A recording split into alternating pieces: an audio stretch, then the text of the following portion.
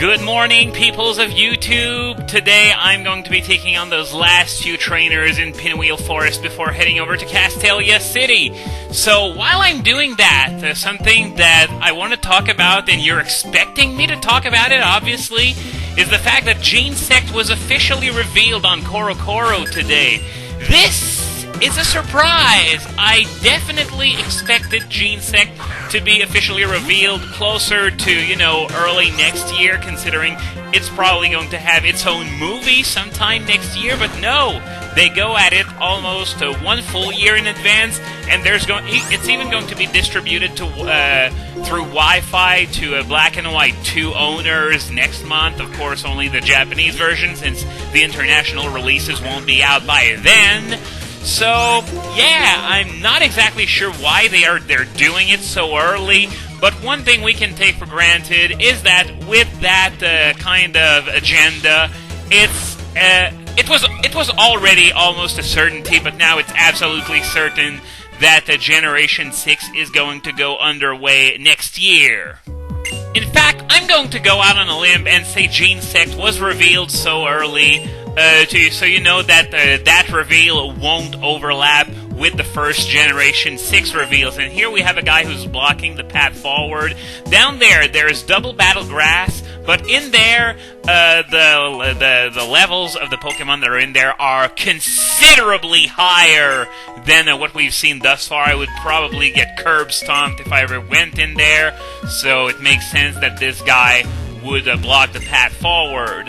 I also believe that over there is the path that leads to Virizion, which of course we can't get to yet. By the way, just in case you didn't know, you need to have caught Cobalion in order to be able to get to Terrakion and Virizion later on. But, yeah, I was talking about Gene Sect. I'm sort of looking forward to seeing how its tiering will be. The reason why I'm saying that is because last month it was number 3 on the Dream World ladder behind Chandelure and Tyranitar.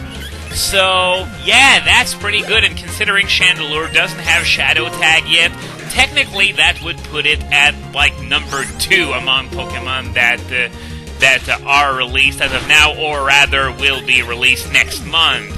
So yeah, this is going to be interesting, especially considering the fact that, as far as I know, there's no team preview on the Dream World ladder, which is a huge help in that ladder to dedicated leads like Gene Sect, because what Gene Sect does best is, of course, the lead gig. But with team preview, it's a lot less effective, and I would even go as far as to say that this might be what eventually decides of Gene Sect's tiering, if that holds together.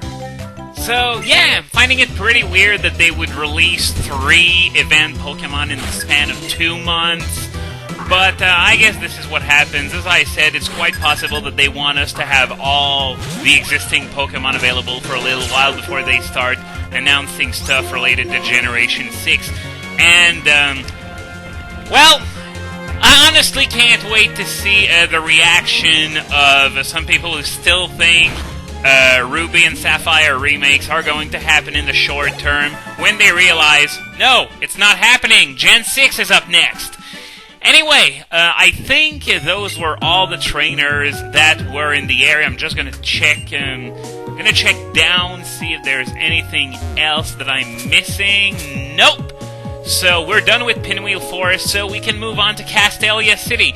Now, you may be wondering, because this game got a lot of praise over its graphical aspect, as you can see right there, sort of, and how much of an improvement it was over Generation 4, but for the most part, you might not really be seeing it. Oh, I got a Quick Claw. I'm definitely going to, well, not definitely, but I've got a held item, so I might as well use it. I'm going to give it to my Drillbur, even though it's level 27. Speed is really not a concern at this point. The Quick Claw, which allows you to always go first 20% of the time. Yeah, better sort these items alphabetically. This is something you can do that's new in this generation, by the way. Sort items alphabetically and by category. There are a few categories that go in the same pocket, so sometimes it might be hard to find, but still, that's a very cool function. So yeah, as I was saying, from a graphical standpoint, you might have not seen what the big deal was other than the animated sprites in battle thus far. However, it's all going to change in the area that we're going to enter right now. This is the Sky Arrow Bridge, which leads to Castelia City. As you can see, there's sort of a walkway that goes over the actual section of the bridge that is used for vehicles. And, we're going to have some pretty nice points of view in just a second. As you can see, the camera is going further and further, and it's going to pan behind me a little so we can see the entirety of the bridge. Of course, it's not exactly the Confederation Bridge, but that's cool too, because just imagine how much time it would take to cross the Confederation Bridge by foot. So, at one point, we are going to see... Okay, we got a quick camera angle change here, another one, and we are going to see the Castelia City skyline. That's right. What we're seeing over there is Castelia City, the largest metropolis in the Pokemon universe. So let's head down into the toll booth. And I gotta say this, Castelia City is by far the most gorgeous city in any Pokemon game. Though this game has a few other good ones, such as Nimbasa especially. But Castelia City, it's just absolutely amazing. By the way, Sky Arrow Bridge is a very popular place to hatch eggs, considering that you can just keep going and going and going and going. Anyway, this is Castelia City. First, we're going to be visiting this dock here. This guy is going to give you either a grass stone, leaf stone, fire stone, or water stone, depending on which answer you give. I'm going to answer honestly to get a water stone because I have no plans to use an elemental stone in this Let's Play, so I might as well go for the water stone because I honestly don't care. So yeah, when a Pokemon evolves, usually it's going to learn moves slower, but as he's saying, this is especially true for Pokemon that evolve with stones, because often, not in every case, but often, they're going to stop learning moves entirely once you've evolved them with a stone, so you have to be very careful to know when you want to evolve them. Now, I'm warning you, this city is huge! It's going to take a long time to explore it all, so buckle up, because it's going to be a long ride. A city of grandeur. Yes, I can see that. You can see here the camera angle is different from what it usually is. That's because just about every building in this city is a skyscraper. After I eat breakfast, I had to think about lunch. After eating lunch, I worry about dinner. Yeah, first world problems, but it's a first world problem that a lot of people can attest to. It's really a pain in the ass to have to always think, what are you going to be eating for your next meal? But yeah, we also got to spare a thought for those people who don't have anything to eat at all, I guess.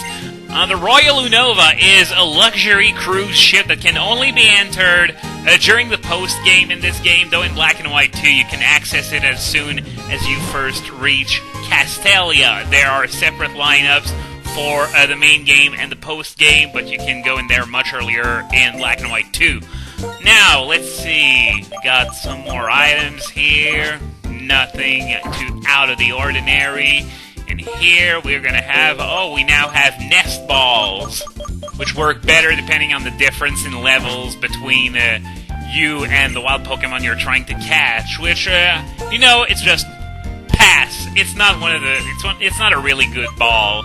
And, there really is absolutely nothing, so I'm wondering what was the point of that NPC. Take a rest, or rather, hain a rest, and want to recover Pokemon? Oh, sorry. Way to channel your inner Bianca here. Do you know Geonet? I'm going to answer no just so I can get to see the text. See the globe on the second floor? That is Geonet. You can register the place where you live. Well, that's nothing new because we've already done so earlier on in this LP. So, I guess up next we got some more NPCs. So many NPCs to talk to, and some of them give you really cool stuff, such as the evasive, for example. I really don't want to miss the NPC that's going to give me that, because it's going to be incredibly useful, especially in this game where Pokemon evolve super late. Especially the ones that you get later, you can get evolution levels in the high 40s, the 50s, and Volcarona and Hydreigon are extremely late. It's just unbelievable. And the problem with having so many NPCs is that they don't all have something interesting to tell you. But I guess that's fine too, because it would be sort of sad to have like a ghost metropolis battle company. This is a building where you can battle trainers only once, but you can still battle them. I'm gonna keep that building for next time, because I wanna explore Castelia some more, get some more of that in, so that it doesn't get tragically boring, just talking to one NPC after the other, after the other, after the other. So we now have another dock here. Guess there's nothing special about this one. This is just some random boat. I don't think it does anything. Boring dialogue, and yet I've got to read it all because I want to be thorough, and you guys would never forgive me if I skipped something. But I guess at the same time, it's sort of refreshing to hear NPCs not talk about Pokemon for a change, because that happens basically never. Oh yeah, I already talked to that lady. Sorry. So, do we have anything? We have a building over there, just past the left of the screen, and I think I remember what it is. It's sort of time-consuming if you bother doing everything in it, but I'm not even gonna bother with that. And yeah, it's Passerby Analytics HQ. So, just going to talk to this guy over there, and after that, I'm going to enter the building. Passerby Analytics, there you're going to get, well, I'm not exactly sure how it works because I never ever used it, but you get a function on your C gear that's going to allow you to conduct surveys among other players of the game. The problem is that you need to find other players that have either Pokemon or Black or White on their DS and on the sleep mode, I guess. And how do you read Passerby? I don't care. I honestly don't care. I'm not gonna change it. So, what was I saying? Yeah, I really have no clue what I'm talking about, but basically, you're using infrared communications with other people with DSs in order to get some data for your survey, which basically never happens because the other player has to have their DS on sleep mode with either Pokemon Black and White, and they also have to, this again? Oh, nah, I'm not gonna bother. But, what was I saying? Once again, it's worth repeating, I have no idea how it works, because I never bothered with it myself. I guess it's some more of a Japanese thing, where having handheld systems is way more mainstream and widespread, and the fact that they take it everywhere. The Japanese's habits are vastly different from ours when it comes to handheld devices, or at least that's what I'm told. So, I was appointed as a statistician, so I'm going to have to conduct surveys, which I won't do because, quite frankly, not only do I not care, but I can't do that anyway because I'm playing on an emulator. And once again, I'm sorry if it's like I have no idea what I'm talking about, because I honestly don't. Okay, well, let's accept a request just to show you as an example. Choose a survey method. Head count survey. Okay, this is a survey to collect data for a specified number of people. Please choose a request on which we're going to conduct a survey. I'm gonna pick which version is more popular, because once again, I don't give a crap. It requires you to pass by 5 or more people to find out which is more popular, Pokemon Black version or Pokemon White version. And thinking of taking up Pokemon 2, I want to know which one is most popular. So yeah, that's basically how it works. It works via infrared communications as far as I'm aware. Which version is more popular? When you finish the survey, please come and report it to me. which is going to happen on the 5th of Never, and oh, what? Well, that's gonna have to wait until next time, because I'm out of time, sorry, but that's how it goes.